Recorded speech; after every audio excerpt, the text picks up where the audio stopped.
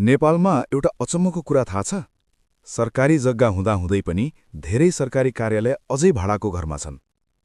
देशको भविष्यप्रति चिन्तित हुनुहुन्छ भने यो भिडियो पूरा हेर्नुहोस्। कुन क्षेत्रमा सुधारको खाँचो छ? आउनुहोस् सँगै मिलेर छलफल गरौँ। आज हामी एउटा गम्भीर विषयबाट एपिसोड 1 सुरु गर्दैछौँ। सरकारी कार्यालय किन अझै भाडाको घरमा? यद्यपि नेपालमा धेरै जग्गा छ जसमा भूमाफिया, भ्रष्ट राजनीतिज्ञ र केही कर्मचारीको मिलेमतोमा सरकारी जग्गा कब्जा छ। त्यसो भए प्रश्न उठ्छ, सरकारी जग्गा हुँदाहुँदै कार्यालय किन भाडामा?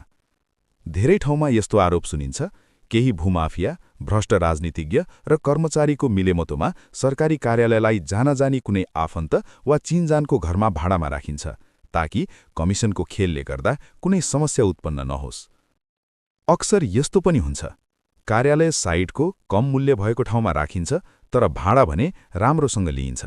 यसमा हाकिम पनि खुसी, घरधनी पनि खुसी। तर घाटा कसलाई? जनतालाई। अब प्रश्न उठ्छ, के बालेन सरकार र उनको टिम यस्तो गतिविधि रोक्न सफल होला? के सरकारी जग्गामा नै सरकारी कार्यालय बनाउने व्यवस्था आउला? किनकि यस्तो काम रोक्नु देशको पैसाको बचत र पारदर्शिताका लागि धेरै जरुरी छ। तपाईको विचार के छ? के नेपालमा यस्तो प्रणाली बदल्न आवश्यक छ?